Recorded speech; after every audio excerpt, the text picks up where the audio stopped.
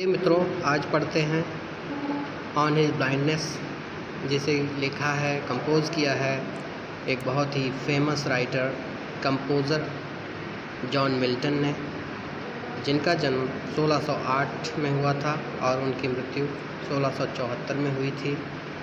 ये 44 वर्ष की अवस्था में ही पूरी तरह से अंधे हो गए थे और चूँकि अपने अंधेपन पर इन्होंने इस पोएम को लिखा है, तो आइए देखते हैं किस तरह से उन्होंने अपने अंधेपन का जिक्र इस सुंदर सी कविता में किया है।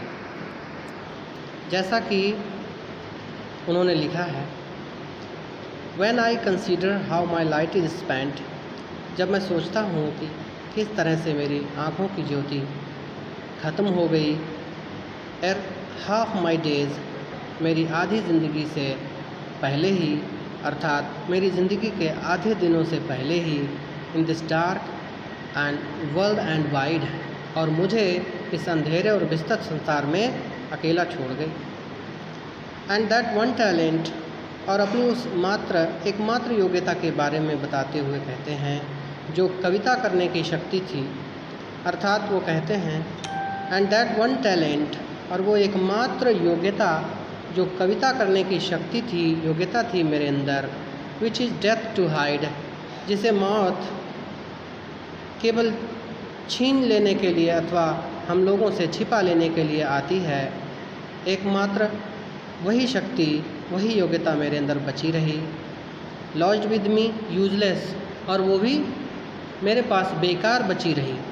दो माई सोल मोर बेंट, यद्यपि मेरी आत्मा का अत्यधिक झुकाव था, टू सर्व, सेवा करने का, देयर विद, इसी से, विद माई मेकर, मेरे बनाने वाले की, अर्थात मेरे सृष्टा की। यद्यपि इस कविता करने की शक्ति जो मेरे पास मुझे बेकार सी प्रतीत हो रही थी, मेरे पास बची हुई थी, मैं इस कविता करने की शक्ति से ही अपने सृष्टा, अपने बनाने वाले अर्थात ईश्वर की सेवा करना चाहता था, क्योंकि मेरा झुकाव, मेरा लगाव ईश्वर के प्रति अधिक था। एक बार पुनः देख लेते हैं। When I consider how my light is spent, when I consider, जब मैं सोचता हूँ, consider, think, how my light is spent, किस तरह से मेरी नेत्र ज्योति समाप्त हो गई, spent, खर्च हो गई, half, before, half my days, पहले ही, half my days, मेरे आधे दिनों के, अर्थात मेरी ज़िंदगी के आधे दिनों से पहले ही किस तरह से मेरी नेत्र ज्योति ख़त्म हो गई। And it left me in this dark and wide world, और वो कहते हैं इन this dark world and wide, और मुझे इस अंधेरे और विस्तृत संसार में छोड़ गई। That one talent, and he tells us again, और वो हमें पुनः बताते हैं दैट वन टैलेंट, वो एकमात्र योग्यता, which is death to hide, जो मौत होती है, मौत आती है तो उसे छिपा ले जाती है, हमसे छीन ले जाती है। लॉज्ड विद मी, मेरे साथ रुकी रही, मेरे पास रुकी रही, यूजलेस, बेकार, जिसका मैं कुछ भी नहीं कर सकता था। दो माई सोल, यद्यपि मेरी आत्मा, मोर बेंट, मेरी आत्मा का अत्यधिक झुकाव था, टू सर्व, सेवा करने का, देयर विद, इससे, माई मेकर, अपने बनाने वाले की, अर्थात अपने ईश्वर की इसी एक टैलेंट से, इसी कविता करने की शक्ति से सेवा करने का मेरा झुकाव बहुत अधिक था। मैं ईश्वर की सेवा में, ईश्वर की प्रशंसा में अपनी कविता करने की शक्ति के द्वारा ही पदों की रचना, कविता की रचना करना चाहता था, और उसकी सेवा करने का यही एक तरीका मेरे पास बचा था। And present, but I was afraid of being child, और यद्यपि मेरे अंदर एक भय भी था कि कहीं, एंड प्रेजेंट, और मैं प्रस्तुत करूं माई ट्रू अकाउंट, मेरा सच्चा चिट्ठा, मेरी ज़िंदगी का सच्चा खाता जब मैं ईश्वर के सामने प्रस्तुत करूँगा तो मुझे भय था लेस्ट कहीं ऐसा ना हो ही वह यानी ईश्वर रिटर्निंग मुझे वापस करते हुए चाइड मेरी फटकार ना लगाए। लेकिन मैंने सोचा कि यदि मैं इस कविता करने की शक्ति के द्वारा भी अपने ईश्वर की प्रशंसा में पदों की रचना नहीं कर पाता, अर्थात उसकी प्रशंसा में गान नहीं कर पाता, नहीं गा पाता, तो मुझे भय था कि कहीं जब मैं ईश्वर के सामने प्रस्तुत होऊंगा, अपनी ज़िंदगी का सच्चा चिट्ठा प्रस्तुत करूंगा, तो मुझे भय था कि वह मुझे डांट कर भगा देगा, वापस कर देगा।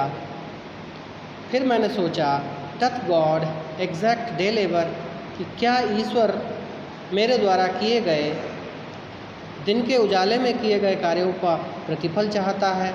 लाइट डिनाइड इस नेत्र ज्योति को मुझसे छीनकर मेरे द्वारा किए जाने वाले कार्यों का प्रतिफल चाहता है। आई फॉन्डली आस्क तो मैं उत्सुकता बस पूछता हूँ, ये बात उत्सुकता बस पूछता हूँ। बट पैसेंस लेकिन धैर्य, जो मेरे अंदर एक धैर्य है, टू प्रिवेंट दैट मर्मर उस बड़बड़ाहट को रोकने के लिए सून जल्दी ही रिप्लाइज उत्तर देता है। लेकिन मेरे अंदर जो धैर्य था, धारण शक्ति थी, सहन करने की शक्ति थी, इन सब को जब मैं उत्सुकता बस ये पूछता हूँ कि क्या दिन में किए जाने वाले कार्यों का प्रतिफल ईश्वर मुझसे चाहता है, तो मेरा धैर्य मेरी उस बड़बड़ाहट को रोकने के लिए जल्दी ही उत्तर देता है, शीघ्र ही उत्तर देता है।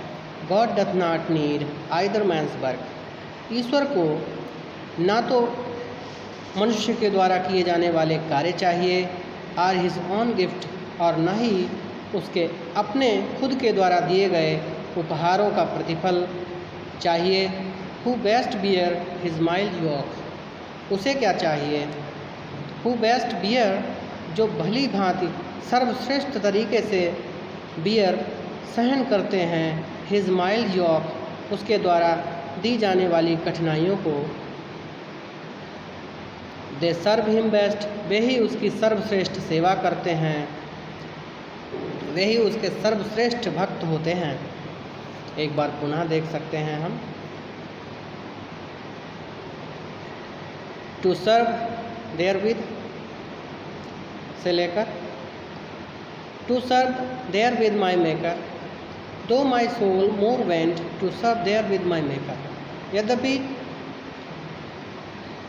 मेरी आत्मा का झुकाव मेरे ईश्वर की इसी योग्यता से सेवा करने का अधिक था, परंतु मुझे भय था कि कहीं जब मैं उसके सामने प्रस्तुत होऊंगा, उपस्थित होऊंगा, तो वो मुझे डांट कर वापस भगा देगा, वापस कर देगा।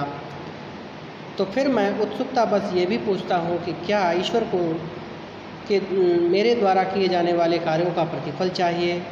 तो धैर्य मेरी इस बड़बड़ाहट को रोकने के लिए उत्तर देता है कि ईश्वर को ना तो इंसान के द्वारा किए जाने वाले कार्यों का प्रतिफल चाहिए और ना ही उसके द्वारा स्वयं दिए गए उपहार उसे चाहिए, परंतु वो व्यक्ति सर्वश्रेष्ठ होते हैं, उसके सर्वश्रेष्ठ भक्त होते हैं, उसकी सर्वश्रेष्ठ सेवा करते हैं, जो उसके द्वारा दी गई कठिनाइयों का, विषम परिस्थितियों का डटकर मुकाबला करते हैं और सर्वश्रेष्ठ तरीके से उनको सहन करते हैं। Now come to the last stanza. His state is kingly. His state is kingly उसकी स्थिति राजा जैसी है। थाउजेंड्स हजारों की संख्या में उसके भक्त, थाउजेंड्स ऑफ हिज डिवोटीज हजारों की संख्या में उसके भक्त, एट हिज बिडिंग उसके एकमात्र आदेश देने पर स्पीड तेजी से दौड़ पड़ते हैं, and post over land and ocean और इस पृथ्वी पर और समुद्र पर अर्थात जल और थल सर्वत्र दौड़ने लगते हैं, विदाउट रेस्ट बिना आराम किए उसकी इच्छा पूर्ति करने के लिए। जल थल सर्वत्र दौड़ने लगते हैं और तब तक दौड़ते रहते हैं जब तक उसकी इच्छा पूर्ति नहीं हो जाती। दे आल्सो सर्व, वे भी उसकी सेवा करते हैं। Who only stand and wait, जो केवल खड़े रहते हैं और खड़े रहकर ही उसकी प्रतीक्षा करते हैं। अर्थात खड़े रहकर प्रतीक्षा करने का तात्पर्य है ईश्वर में मन लगाकर, ईश्वर भक्ति के द्वारा, जप और तप के द्वारा समस्त प्रकार के कर्म और कर्मों से अपने आप को विरत रखते हुए जो उसकी प्रतीक्षा करते हैं भक्तिभाव से, वह भी उसके सर्वश्रेष्ठ भक्त होते हैं और उसकी सर्वश्रेष्ठ सेवा करते हैं। मित्रों, समझने के लिए यदि आपको इसमें कठिनाई प्रतीत हो तो आप कठिन शब्दों को अंडरलाइन करके मेरे पास भेज सकते हैं और मैं उनका उत्तर आपको व्हाट्सएप के माध्यम से दे दूँगा।